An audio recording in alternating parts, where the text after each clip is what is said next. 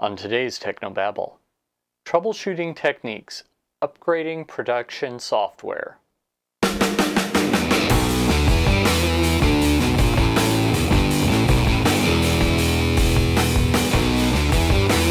This is Tech No Babble, your weekly source for church video and graphics news, perspectives, tips, and tricks.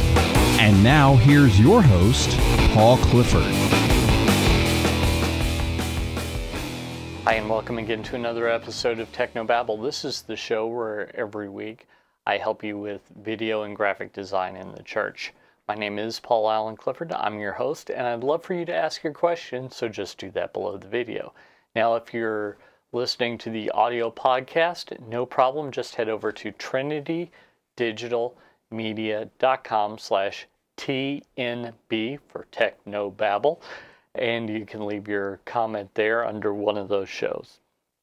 So, as I'm recording this, not long ago, Apple released their latest version of their OS called El Capitan.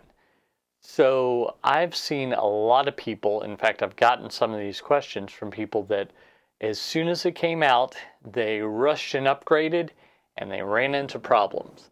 So I thought that we would talk about that real quick. First off, anytime new software comes out or an upgrade, if everything's working fine, this is a potential area of problems. Just as things are upgraded, sometimes they inadvertently break things, how they work together. So if you think of it kind of like as a sports analogy, if one of your players gets really a lot better, it could be that the rest of the team just doesn't know how to act, because they're used to that person being okay. And now all of a sudden they're much better, so they don't really use everything at their disposal yet because they're just not used to it. Likewise, if the play was written for the average guy to only run at a certain speed, but he's gotten faster, then that might just mess up things. So it's certainly the case that even when things work well, they can sometimes cause problems. So my first piece of advice when it comes to upgrading production software is wait a little bit of time. Don't necessarily upgrade immediately unless there's something that, it turns out that this is a security patch, and right now we've got a problem where everyone's system is getting hacked. That's different. But if it's something where you can wait a couple of days to listen to see how things are going, that's what I would do. So I would wait a couple of days. Next thing I would do is I would make sure I have a good backup. If something goes wrong, it's always good to know, no harm, I'll just undo what I did and then everything will be fine. So having a good backup is something that's really good. When it comes to pieces of software or even the OS, see how available older versions are. For some companies like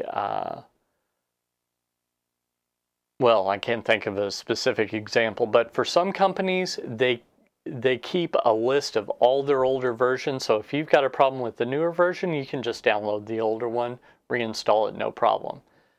This has just occurred to me about a time where this happened to me. On Tuesday's shows, I do screencasts, and I use Camtasia to do that. Well, Camtasia had an upgrade about a year ago that when I went to export, it would just sit there. Let it go for hours, no change whatsoever. Don't know what it was, whether it was my system. They said that they hadn't heard of this before, but I went back to the older version and it worked fine. Now, subsequently, they did a couple of new updates and that fixed the problem. So the fact that I could go back a version fixed the problem, and knowing where that is. Likewise, at my church, we don't ever upgrade to the latest version, the latest bug fixes, etc., of ProPresenter right before a Sunday service. In fact, we keep the previous version kind of in an archive on another computer in case we do the upgrade, it doesn't work, or it breaks one of the things we need, or maybe we were using an undocumented feature and the undocumented feature went away, anything like that. So it's worth having a previous version. We just keep one ready to go should an upgrade cause a problem. Another thing I want you to consider is don't upgrade right before something mission critical. So this is for church. Right before the weekend service, don't upgrade. Much better to upgrade, say, on a Monday, when you've got several days to sort it out. Don't upgrade when you have a couple of hours. Upgrade when you have days. It's always better to give yourself more leeway. One of the things that I'm doing is, as I'm recording this, I have not upgraded to the latest version of OS X. I'm a little concerned that I might have a problem with ProPresenter, I might have a problem with Photoshop, I might have a problem with Camtasia. These are all things that I use on a daily basis. So what I'm doing instead is I'm pre-recording about a month's worth of content, and that way I can have it ready to go. And as I upgrade, if I need to roll back, I've got a few days. In fact, if it takes me a week, no problem. I've got a few days to do that. I could go as long as 3 weeks without too many problems. So that's something else for you to consider, to plan enough time that you can fix whatever breaks in the update. Finally, I want you to consider not putting off an update indefinitely. So this is kind of the opposite of one of my other earlier points, because a lot of times updates have security updates. So I was in a discussion with someone on a church tech board, and he said, "Oh, I just never update my system. If it ain't broke, don't fix it." The problem though is with software, it is broken. All software is broken. The thing is, it's just not apparent how it's broken. So you might have a security flaw that initially no big deal because no one knows about it. But over time, there are hackers that are pounding away on these things, and the software company realizes that there's a problem. And when they realize that there's a problem, they can fix the problem.